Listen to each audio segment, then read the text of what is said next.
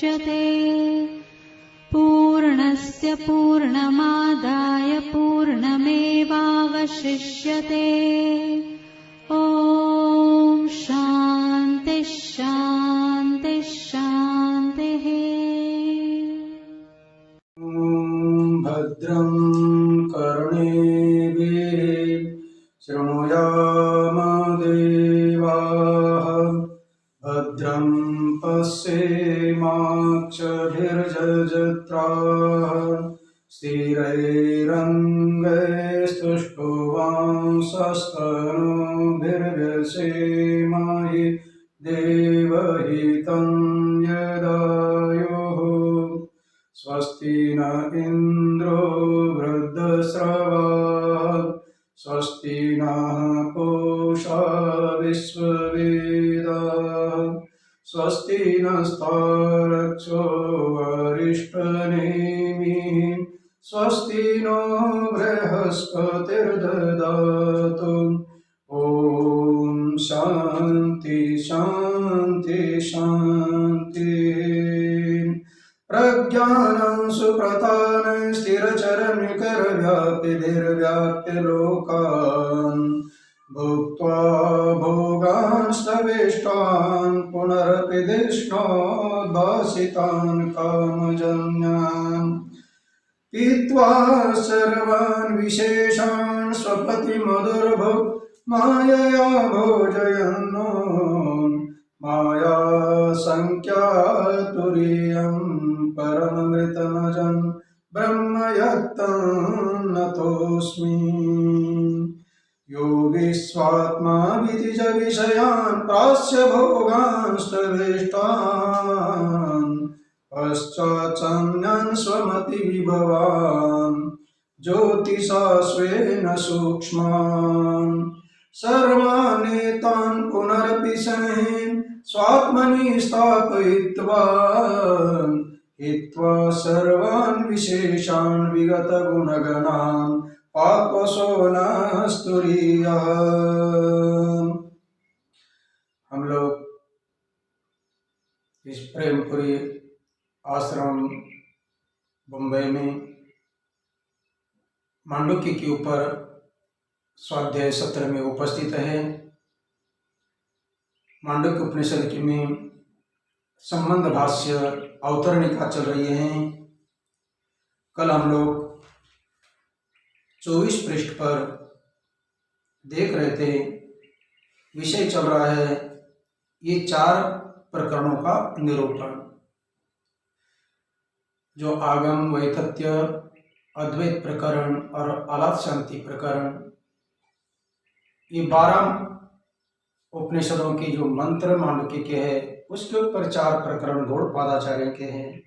तो ये 4 प्रकरणों का क्या विषय है, किसके लिए आया हुआ है, उसका निरूपण चल रहे हैं। और निरूपण करते हुए बोल दिया, पहला प्रकरण जो है आगम प्रकरण है। और आगम प्रकरण का विषय क्या है? ओंकार निर्णय के द्वारा आत्मज्ञान करना, ब्रह्म ज्ञान करना, ये पहला प्रकरण का विषय है। तत्र तावद् ओंकार निर्णयाय प्रथमं प्रकरणम आगम प्रधानम और तत्व प्रतिपत्ति उपाय भूतम। तत्व माने ज्ञान, आत्म तत्व, तत्व आत्म तत्व प्रतिपत्ति। तत्व माने ज्ञान, किसका ज्ञान? आत्म ज्ञान माने आत्म ज्ञान की जो प्राप्ति है उसका उपाय भूत ये पहला प्रकरण है। यस्य द्वैत प्रपंचस्य उपशमे अद्वैत प्रतिपत्ति ही, एक सिद्धांत निर्माण करते हैं। यस्य द्वैत प्रपंच उपशमे अद्वैत प्राप्ति, जो आत्म तत्व है, आत्मज्ञान की प्राप्ति है, आत्मज्ञान का स्वरूप है या ब्रह्म स्वरूप है, उसकी प्राप्ति कब होगी? जो आत्म तत्व का निर्णय करने के बाद, जो ओंकार का निर्णय करने के बाद में, ओंकार का निर्णय करने के बाद में आत्म तत्व का ज्ञान होगा। तो कैसा होगा? उसके लिए बोलते हैं द्वैत प्रपंच का निवारण होगा, तब अद्वैत की प्राप्ति होगी। जो अद्वैती ब्रह्म है, अद्वैत ही ओंकार शब्द से वाच्य है, उसकी प्राप्ति मैंने अद्वैत तत्व का बोध, अद्वैत तत्व की स्थिति कब होगी? उसके विरोधी जो द्वैत प्रपंच है ये जगत, इसकी निवृत्ति होगी तब। कैसी हो सकती है? तो दृष्टांत दिया था, रज्ज्वम इव सर्पादि विकल्पोपशमे रज्जु तत्व प्रतिपत्ति ही। रज्ज्वम इव माने रज्जु के ऊपर जैसे सर्पादि विकल्प आते हैं और उपशम उनकी निवृत्ति, विकल्पों की। विकल्प का अर्थ है शब्द ज्ञान अनुपाति वस्तु शून्यो विकल्प। वस्तु शून्य है और शब्द का ज्ञान तो हो रहा है। जैसे रस्सी है, रस्सी के ऊपर शब्द का ज्ञान हो रहा है, क्या है? सर्प है, क्या है? भूछिद्र है, क्या है? माला है, क्या है? दंडा है। इस प्रकार शब्दों का ज्ञान तो हो रहा है, लेकिन वास्तविक देखा जाए तो वस्तु शून्य है।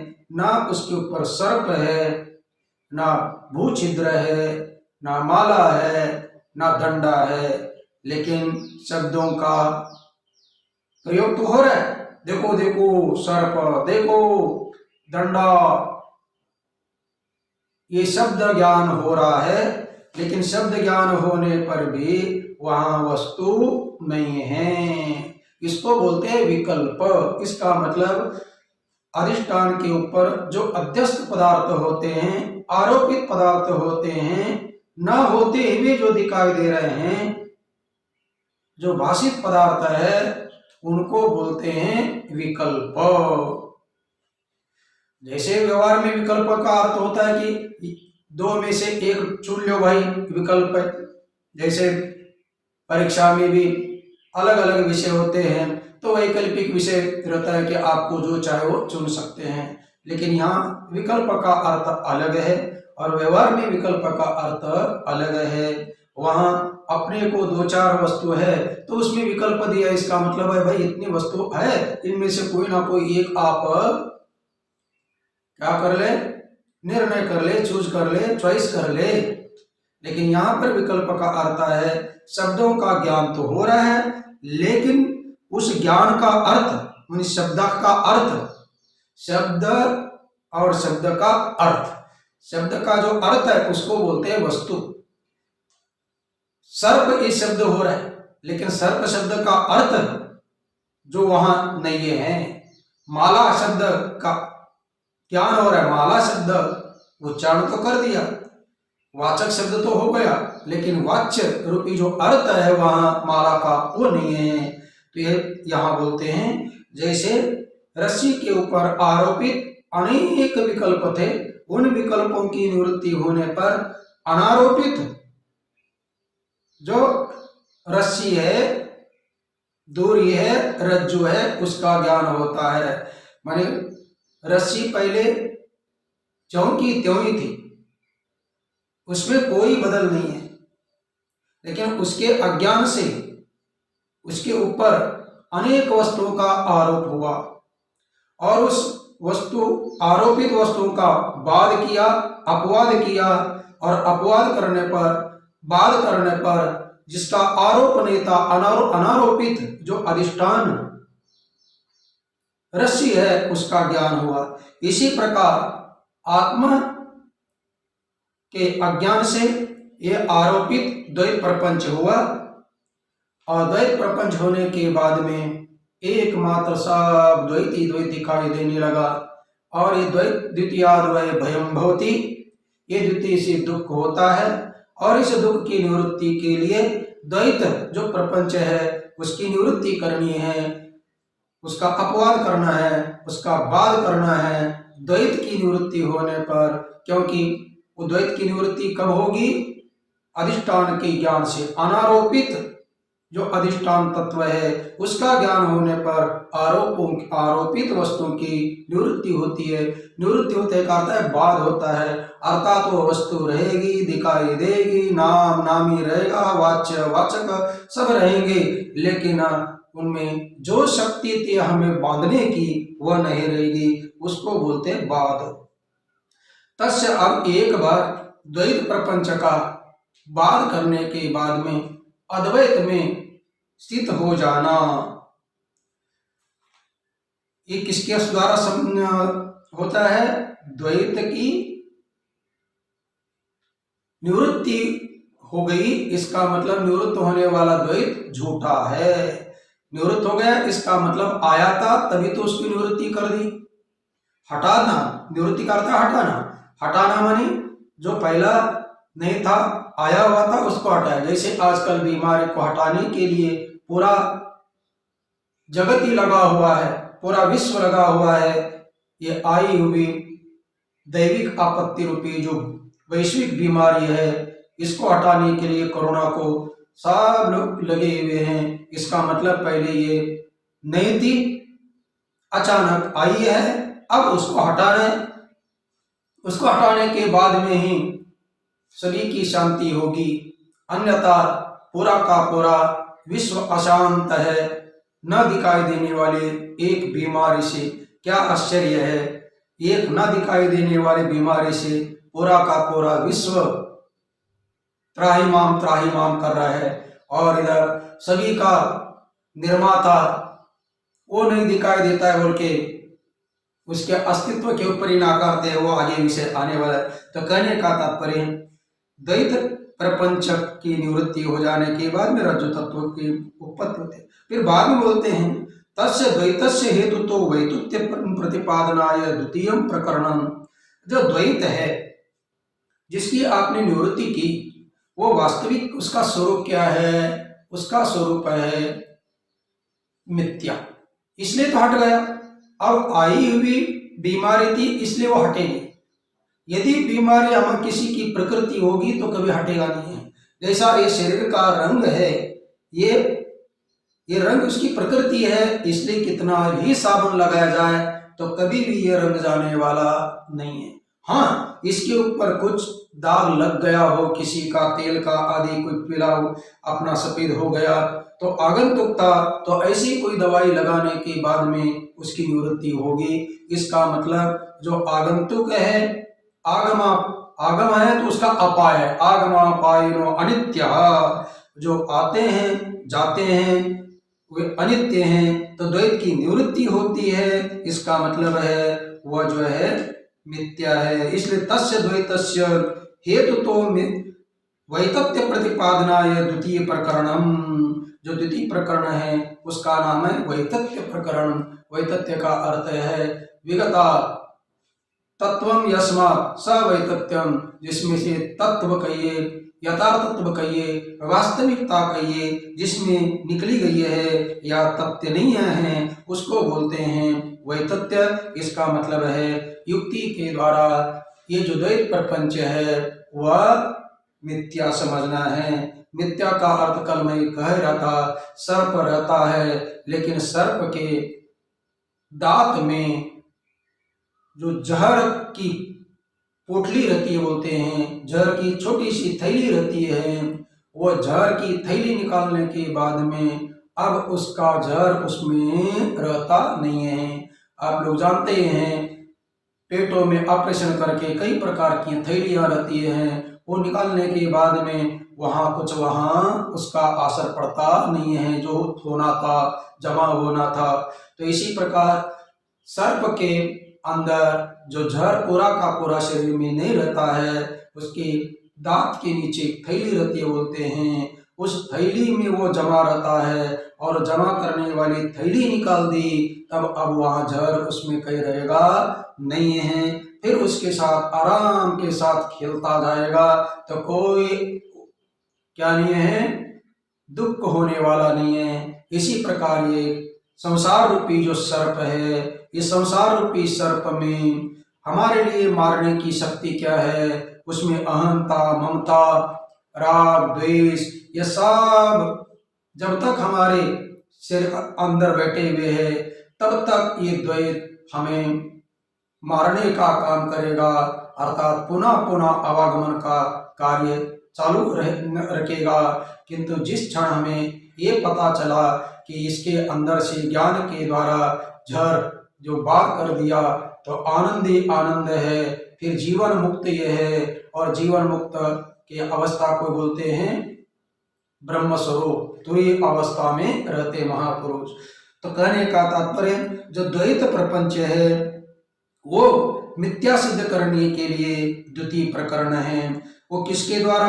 तर्क के द्वारा। तो कल हम लोग देख रहे थे तर्क के द्वारा, क्योंकि वस्तु में एक दूसरे को, किसी को झूठा समझना, किसी को सत्य समझना, किसी के ऊपर से किसी का ज्ञान कराना, एक तर्क कहिए, अनुमान कहिए, ये करना पड़ता है। अब ये द्वैत प्रपंच को मिथ्या सिद्ध करने के लिए क्या हेतु आदि प्रयोग किया जाता है? तो कोई बोल दिया द्वैत प्रपंच मिथ्या दृश्यत्वात्। कल मैं समझा रहा था, पर्वत बनने वाला है धुआं होने से, पर्वत बनने वाला है धुआं होने से, पर्वत पक्ष हो गया, वन्य साध्य हो गई और धूम हेतु हो गया। क्योंकि पर्वत में धुआं देखा और धुआं देखने के बाद में एक को वन्य की आवश्यकता थी, उसको उसी के लिए ढूंढ रहे थे, वन्य के लिए अपना जंगल में घूम रहे थे। तो दूसरे ने धुआं देखने के बाद में दूसरे को कहा देख वो पर्वत बनने वाला है। इसका मतलब वन्य दिखाई नहीं दे रही है, लेकिन उसका क्या क्या क्या हुआ? ज्ञान हुआ। मानी हेतु को देखकर, हेतु प्रत्यक्ष दिखाई दे रहा है आंखों से, धुआं प्रत्यक्ष दिखाई दे रहा है, और प्रत्यक्ष दिखाई देने पर धुएं का जो साथी, धुएं का जो कारण, धुएं का जो अनन्य मित्र है, क्योंकि धुआं और वो एक दूसरे को कभी भी छोड़कर रह नहीं सकते हैं। इसको बोलते हैं अविनाभाव संबंध, इसको बोलते हैं दोनों में व्याप्य व्यापक भाव संबंध, व्याप्ति संबंध। ऐसे जो धुआं और वन्य है, इसलिए धुआं यदि है तो वहां आग जरूर होगी, क्योंकि धुआं ऐसा है अपने मित्र के अलावा कहीं नहीं रहेगा। जो वन्य उसका मित्र कहिए, कारण कहिए, साथी कहिए, इसको बोलते हैं एक दूसरे का अनन्य संबंध है, अविनाभाव संबंध है, कार्य कारण भाव संबंध है। कार्य कारण भाव संबंध जिसमें होता है, अविनाभाव संबंध जिसमें होता है, वहां बोला जाता है एक संबंधी ज्ञानम अपर संबंधी स्मारकम भवति। किसी बच्चे को रोड पर आपने देखा तो बच्चे को देखने के बाद में तुरंत आप लोगों को उसके माता पिता का स्मरण होगा। कहाँ गए ये निर्दयी माता पिता, इस बच्चे को रोड के ऊपर छोड़ दिए, क्योंकि रोड पर गाड़ियां आ जा रहे हैं और इसको क्रॉस करना है रोड, अब ये डर रहा है। और ऐसी परिस्थिति में उस बच्चे को नाम नहीं रखेंगे, लेकिन बच्चे के कारण माता पिता को नाम रखेंगे। वह माता पिता तो है ही नहीं है, लेकिन उस बच्चे को देखते ही आप लोग बोलने लगे कैसे इनके माता पिता हैं। तो माता पिताओं को आपको स्मरण जो कराया किसने? उस बच्चे ने किया। इसको बोलते हैं एक संबंधी ज्ञानम अपर संबंधी स्मारक भवति, क्योंकि बच्चा हेतु है और माता पिता कारण है। हेतु को देखकर उसका जो कारण है उसका ज्ञान हो जाता है, साध्य का ज्ञान होता है। इसी प्रकार यहाँ पर द्वैत प्रपंच को मिथ्या सिद्ध करते हैं, किसके द्वारा? दृश्यत्व हेतु के द्वारा। जहाँ जहाँ धुआं है वहाँ वहाँ आग है, जहाँ जहाँ बच्चे हैं वहाँ वहाँ माता पिता कहीं ना कहीं होने चाहिए, लेकिन माता पिता के अलावा ये हुए नहीं होंगे। तो इसका मतलब इसी को यहाँ पर भी जो संसार में मिथ्या एक साध्य के रूप में स्थित करना, ये संसार कैसा है? मिथ्या वाला है, झूठा है। क्यों? दृश्यत्वात्। जहां जहां दृश्यत्व हेतु है वहां वहां मिथ्यात्व है। कहाँ दृश्यत्व है? स्वप्न में। स्वप्न को दृष्टांत देना पड़ता है ना, पर्वत बनने वाला है धुआं होने से। क्यों भाई? जहां जहां धुआं होता है वहां वहां वन्नी होती है, ये नियम है। जहां जहां धुआं होता है वहां वहां वन्नी होती है, इसलिए धुएं को देखकर वन्नी का वह निश्चय हुआ। वन्नी नहीं दिखाई दे रहे, वन्नी का निश्चय।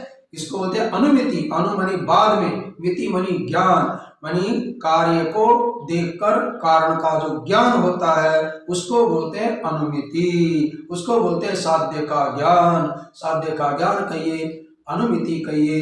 जब यहाँ धुआं जहाँ जहाँ धुआं है वहाँ वहाँ आग रहती है। कहाँ पर? रसोई घर में, यज्ञशाला में धुआं निकल रहा था तो आग है।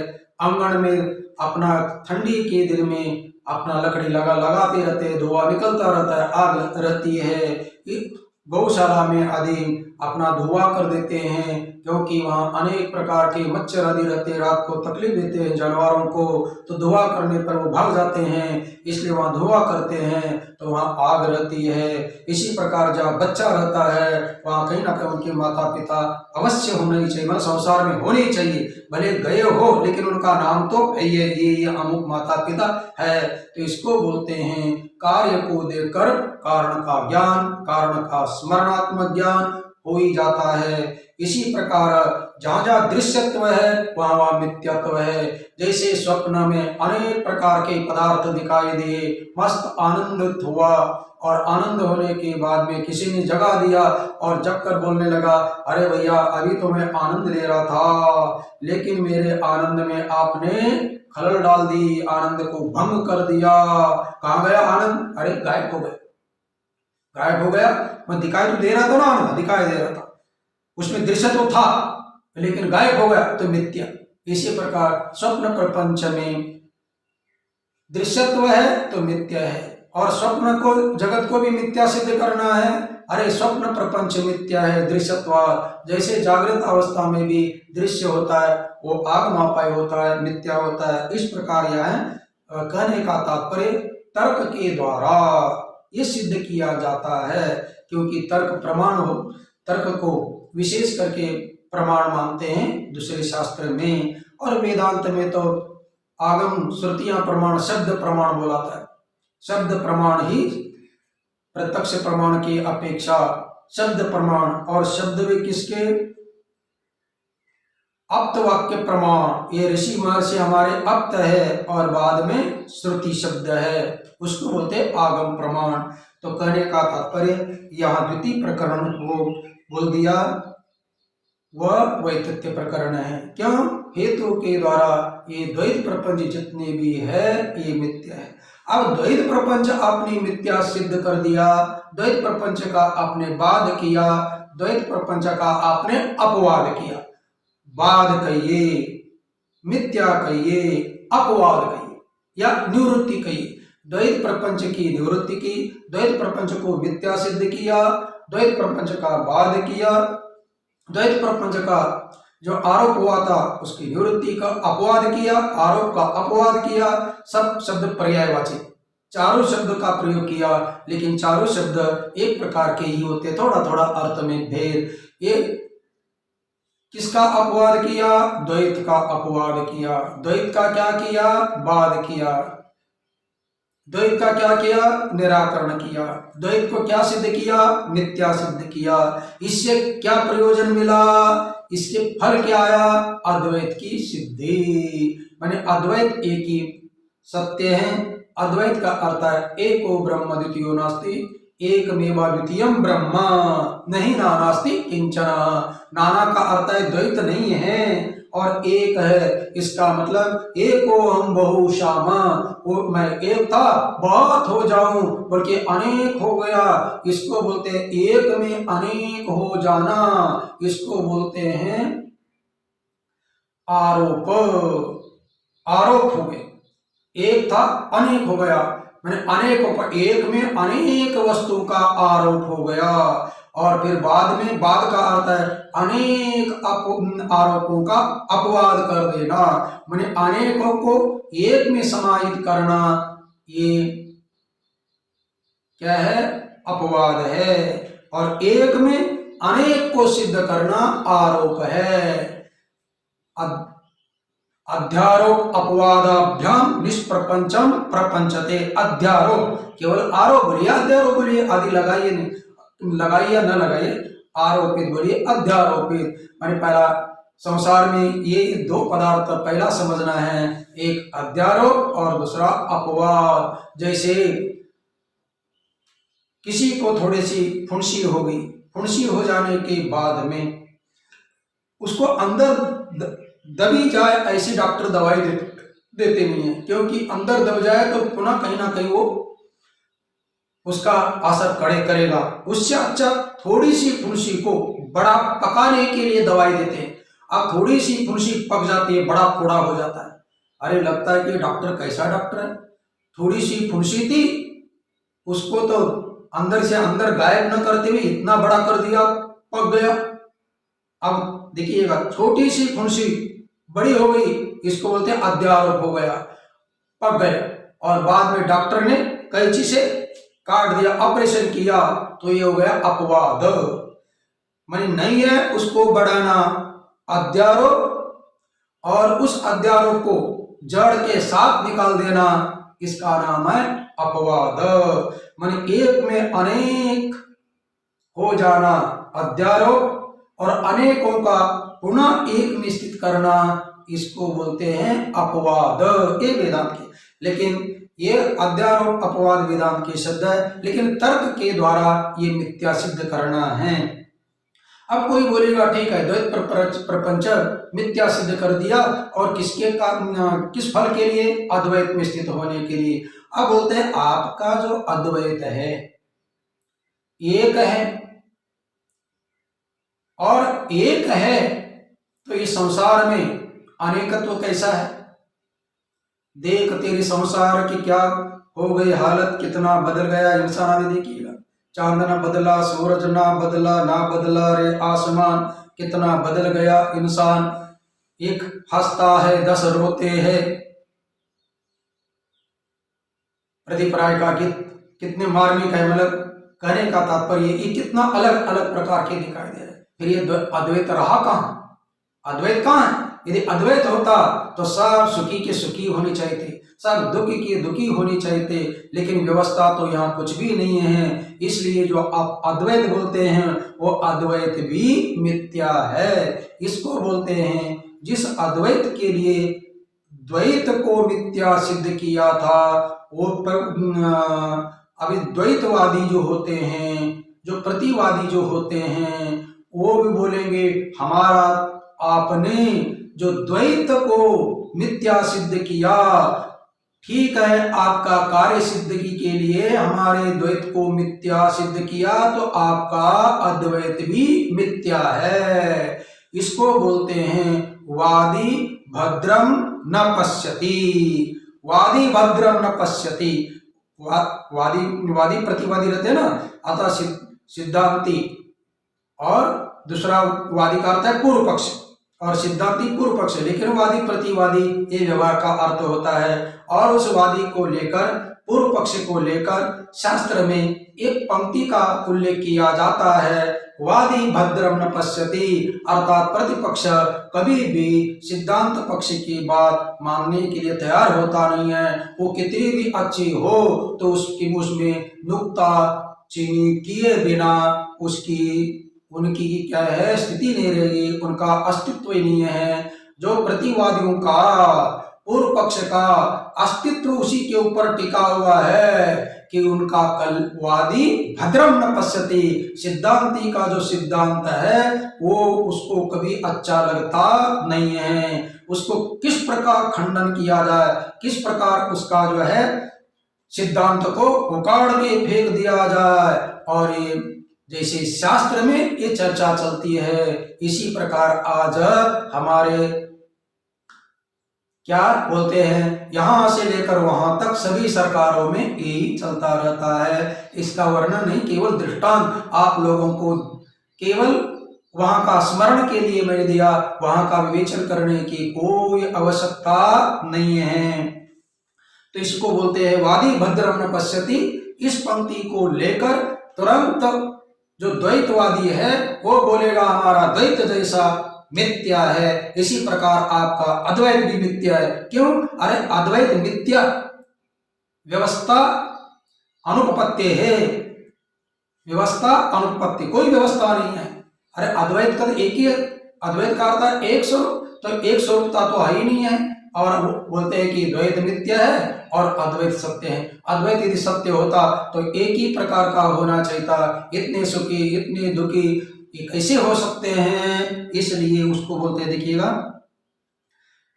तथा अद्वैतस्यापि वैतथ्य प्रसंग प्राप्तो युक्तितः तथात्व दर्शनाय तृतीयं प्रकरणं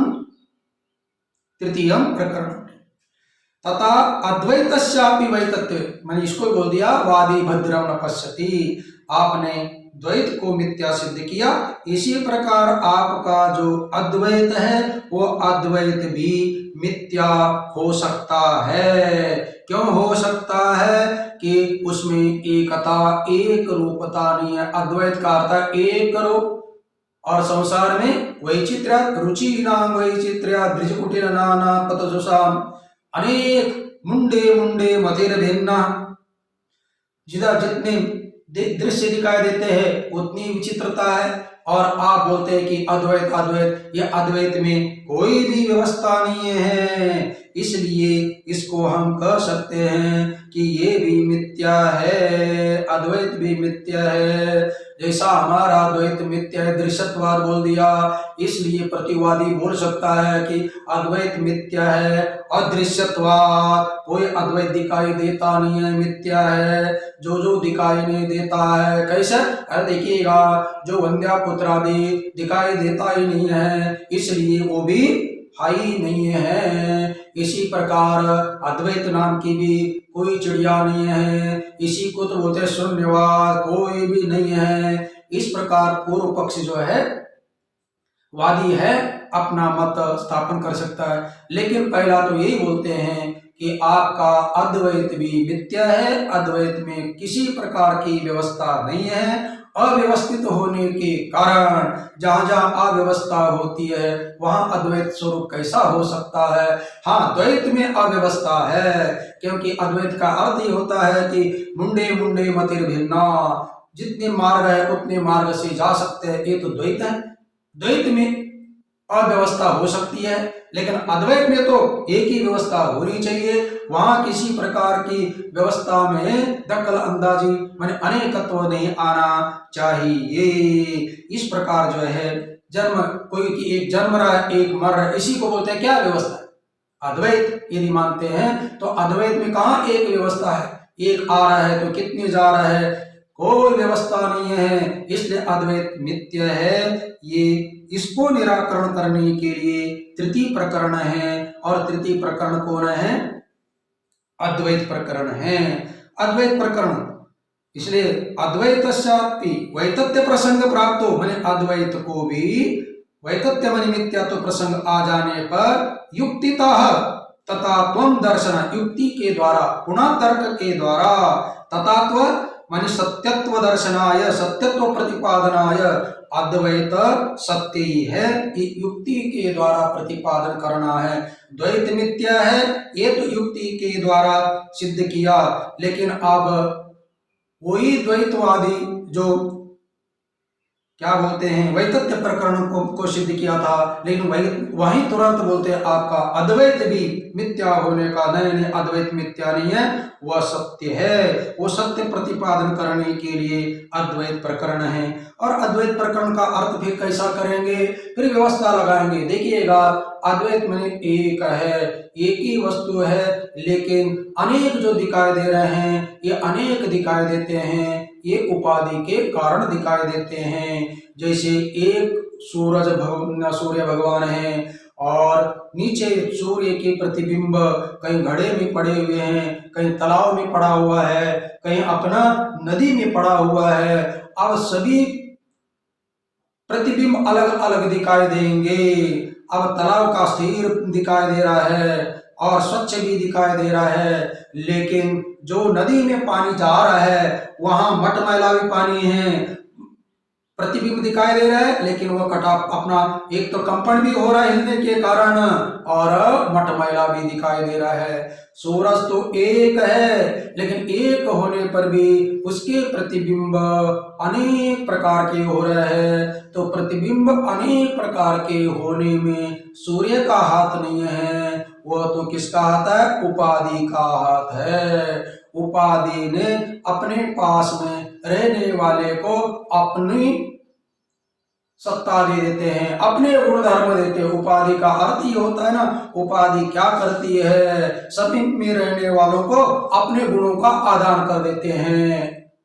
उपाधि, धी माने देना, उप माने पास के पास, जैसे अपना क्या बोले स्फटिक मणि के पास जो अपना बहुत सुंदर रंगी बेरंगे कोई पुष्प रख देते हैं तो वह पुष्प फूल का रंग जो है स्फटिक में जाता है। स्फटिक तो स्वच्छ था, लेकिन स्फटिक अब कैसा दिखाई देने लगा, एकदम रंगी बेरंगी दिखाई देने लगा।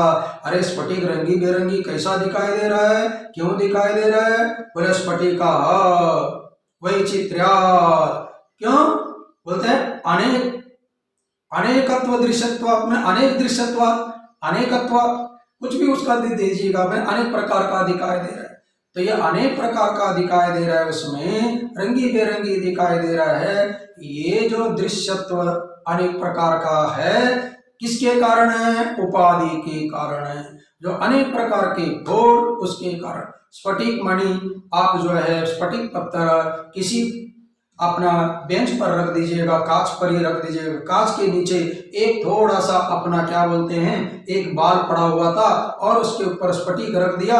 स्फटिक रखते ही स्फटिक में दरार आ गई दिखाई दे रही थी, दरार। अरे बोलते कि स्फटिक ये फूटा कैसा? फूटा क्यों? देखो इसमें दरार आ गई। अब वो दरार वास्तविक है क्या? नहीं। किसके कारण वो दरार दिखाई देने लगा?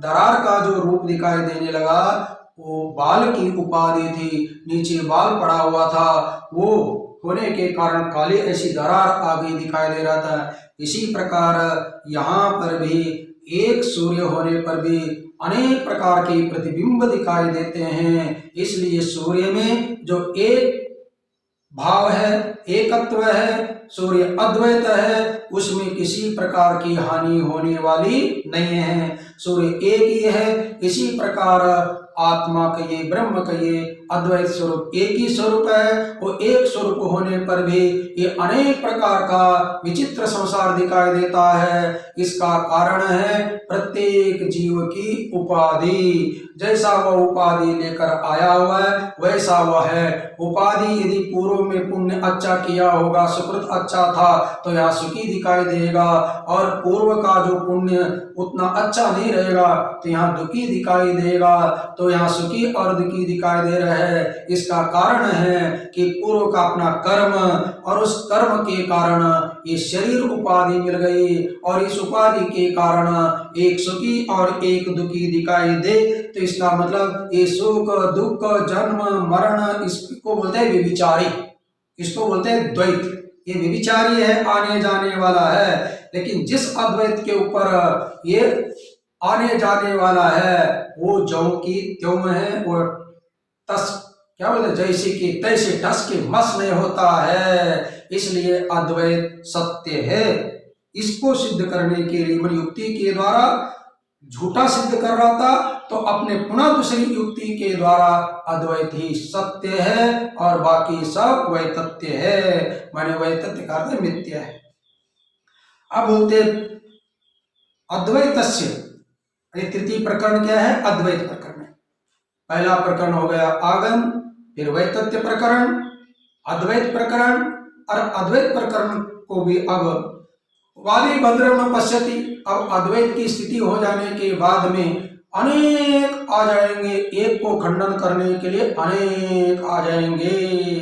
एक व्यक्ति पूरे भारत को जितने भी मतवादी है उनको अच्छा लगता नहीं है। इसी प्रकार शास्त्र में भी एक अद्वैत मत है, वो किसी को भी अच्छा लगता नहीं है। जितने भी द्वैतवादी है वो सब उसका खंडन ही करने के लिए रात दिन भर जुटे हुए हैं। लेकिन देखिएगा शास्त्रों में अद्वैत का खंडन करने के लिए जो भी आए हुए हैं वे कोई सामान्य नहीं है, क्योंकि वह समकक्ष के हैं। यहाँ अद्वैतवादी हमारे व्यास जी है, तो व्यास जी के तोड़ी के ही मान लीजिएगा, यहाँ उनको खंडन करने वाले भी है। इसलिए इनकी लेवल बहुत ऊंचा है। शास्त्रों में जो भी एक दूसरे का खंडन मंडन कर रहे हैं उनको हम लोग दर्शनकार बोलते हैं, और उनका मत है दर्शन, फिलॉसफी और फिलॉसोफर। उनका जो दर्शन इतना श्रेष्ठ है बहुत श्रेष्ठ है। क्योंकि उनके जो निर्माता दर्शनकार है वे लोग ऋषि है, वे साधना करके अपना एक वहां तत्व को प्राप्त किए हुए है। इसलिए कोई भी व्यक्ति पूर्ण होता नहीं है। उस परमात्मा को जानने के लिए साधना करने पर जितना उनको ज्ञान हुआ उतना वे प्रतिपादन करते हैं। इसलिए उनके मत को दर्शन बोलते हैं, हमारे मत को कोई दर्शन नहीं बोलते हैं, हमारे मत को पाखंड बोला जाएगा, क्योंकि हमें कुछ वैसा अनुभव नहीं है। चाहे चारवाक हो, चाहे जैन हो, कोई सामान्य नहीं है, और बौद्ध कोई सामान्य नहीं है। इनका दर्शन ऋषियों के द्वारा प्रणीत होने के कारण हम उनका केवल खंडन मंडन करके, हमें केवल किसका खंडन कौन कर रहा है हम नहीं कर रहे हैं, लेकिन व्यास जी कर रहे हैं, वे महापुरुष कर सकते हैं। इस प्रकार का भाव यदि रहे तो आनंद है। कहने का तात्पर्य हमारे शास्त्रों में 6 आस्तिक दर्शन, 6 नास्तिक दर्शन, इन दोनों का जो वाद विवाद है ये बहुत ही सुंदर है। एक दूसरे से कहीं नफरत नहीं है, राग द्वेष नहीं है, युक्ति पूर्वक चलता है और युक्ति के द्वारा एक दूसरे अपने को मान लेते हैं। इसलिए इनका दर्शन, इनका मत, ये व्यवहारिक से कभी तुलना करना नहीं है। आजकल व्यवहार में आप देखते हैं कि एक दूसरे के मत को कैसा धज्जियां उड़ा के कोई लेना देना नहीं है। कोई तर्क कितना भी दे दे वो मानने के लिए तैयार हो ही नहीं सकते हैं। और यहाँ पर ऐसा नहीं है, हाँ भले हम लोग बोल सकते हैं उनको, लेकिन ऐसी पद्धति नहीं है, क्योंकि आचार्य ने तर्क के द्वारा सिद्ध किया है। तर्कता मां कुतर्कता, तर्क के द्वारा, सुतर्क के द्वारा जो सिद्ध होता है वो निर्णय अंतिम हो जाता है। फिर क्या वे एक एक दर्शन क्या वे झूठे है? क्या झूठे नहीं है। हमारे मंजिल में पहुंचने के लिए पहला लिफ्ट नहीं थी, मान लीजिएगा सीढ़ियां थी, तो यदि हमारे ऊपर के मंजिले में जाना है तो 10-12 सीढ़ियां रहती है, स्टेप रहता है, तो एक चढ़े बिना दूसरे नहीं जाएगी, दूसरे के बिना तीसरी नहीं जाएगी। इसी प्रकार ये साधना का स्टेप न किए तो अद्वैत में हम लोग जा नहीं सकते हैं। इसलिए हमारे चाहे नास्तिक दर्शन हो, चाहे आस्तिक दर्शन हो, ये सब के सब अंतिम अद्वैत मंजिल में पहुंचने के लिए एक प्रकार के पायरी कहिए, सीढ़ी कहिए, स्टेप कहिए, उसका काम करते हैं। केवल हम लोग उनका खंडन करता है, इसका मतलब वहां से पैर उठाना है और दूसरी सीढ़ी पर रख देना है। उसका खंडन करना है, इसका मतलब है वहां से पैर उठाना है और तीसरी सीढ़ी पर रखना है। इस प्रकार आनंद लेना है हम लोगों को, क्योंकि हम लोगों को कोई भी उनका अनुभव नहीं है, केवल उनके शब्दों का प्रतिपादन कर रहे हैं। तो कहने का तात्पर्य, अब एक अद्वैत को खंडन करने के लिए अनेक आ जाते हैं, उनके बारे में चतुर्थ प्रकरण करना है तो उसके बारे में बताते हैं। अद्वैतस्य ततात्व प्रति, अद्वैतस्य ततात्व प्रतिपत्ति प्रतिपक्ष भूतानि यानि वादांतराणि अवैदिकानि तेषाम् अन्योन्य विरोधित्वात् अतथार्थत्वेन तद उत्पत्तिभिरेव निराकरणाय चतुर्थ प्रकरणम्। चतुर्थ प्रकरण कौन सा है? अलात शांति प्रकरण है। अलात शांति, अलात को उसको बोलते हैं जो बच्चे जो है क्या है, एक प्रकार का अपना लकड़ी को आग लगाते हैं और घुमाते रहते हैं, गोल गोल गोल गोल जो है एक आग का चक्र दिखाई देता है, वो गोल गोल चक्र दिखाई देता है, वो अलात बोलते हैं। और लेकिन वास्तविक क्या है? शांति वास्तविक है ही नहीं है। इसी प्रकार अनेक एक अद्वैत को खंडन करने के लिए अनेक लोग आके लगे रहते हैं, लेकिन लगने पर भी उनका मत कुछ भी बिगाड़ नहीं सकता है। उसको बोलते हैं अलात शांति चतुर्थ प्रकरण। फिर इसको कल देखेंगे। ओम पूर्णमद पूर्णमिदं पूर्णात् पूर्णमुदच्यते पूर्णस्य पूर्णमादाय पूर्णमेवावशिष्यते। ओम शांति शांति। शांति शांति। सच्चिदानंद भगवान की जय। स्वामी प्रेमपुरी जी महाराज की जय। ओम नमः पार्वती पतये। हर हर महादेव।